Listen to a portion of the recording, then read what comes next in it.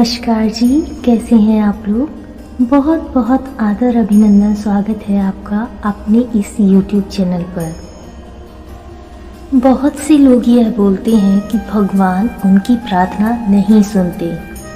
वो कितना भी ध्यान लगाकर, कितना भी मन लगाकर पूजा पाठ आराधना करें, पर भगवान तक उनकी पुकार नहीं जाती। अर्थात जिस मनोकामना पूर्ति के लिए आपने वह पूजा की थी, उसका आपको मनोवांछित फल प्राप्त नहीं हुआ। ऐसी स्थिति में मनुष्य मस्तिष्क में एक ही प्रश्न बार बार आता है कि ऐसी क्या त्रुटि, ऐसी क्या कमी रह गई थी आपकी पूजा में कि भगवान ने आपकी उस पूजा को स्वीकार नहीं किया और आपने जिस उद्देश्य से पूजा पाठ आराधना की थी उसका मनोवांछित फल आपको प्राप्त नहीं हुआ।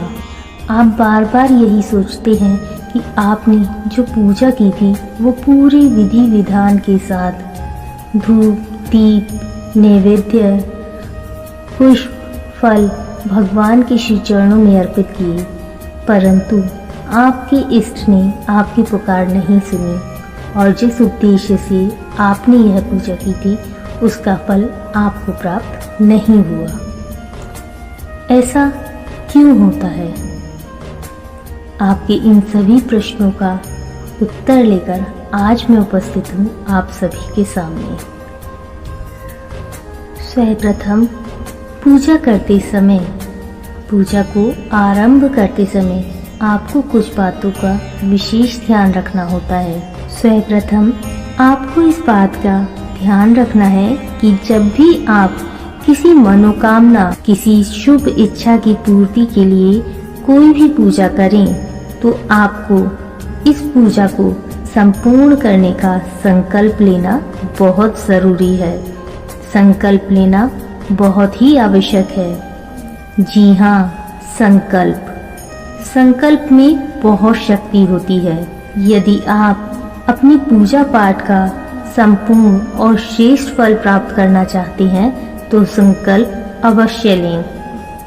अब प्रश्न ये उठता है कि संकल्प क्या है? यह संकल्प का आशय है किसी भी कार्य को पूर्ण करने के लिए दृढ़ निश्चय कर लेना, फिर चाहे परिस्थिति आपके अनुकूल हो या प्रतिकूल, आपको उस काम को संपूर्ण अवश्य करना है।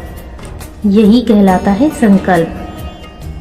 और अगर आप अपनी पूजा पाठ का संपूर्ण और श्रेष्ठ फल प्राप्त करना चाहते हैं तो आपको संकल्प लेना बहुत जरूरी है।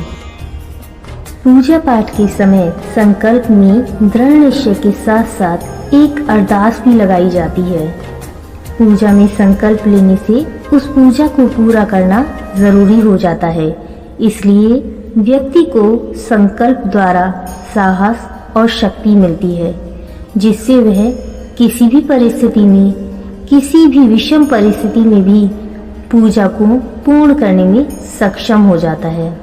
इस बात का विशेष ध्यान रहे, पूजा में लिए हुए संकल्प के अनुसार ही आपको अपनी पूजा को संपूर्ण करना चाहिए।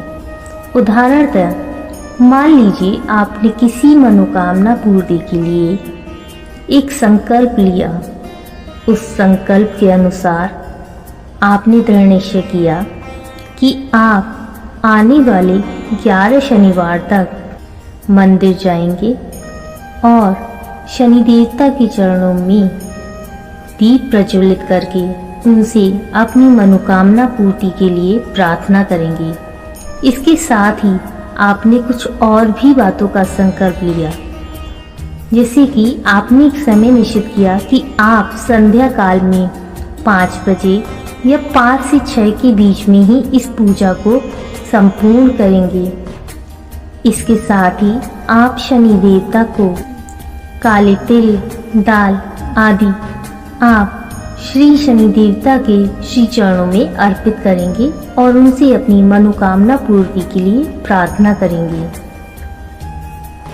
इस संकल्प के साथ आपने ये पूजा आरंभ की।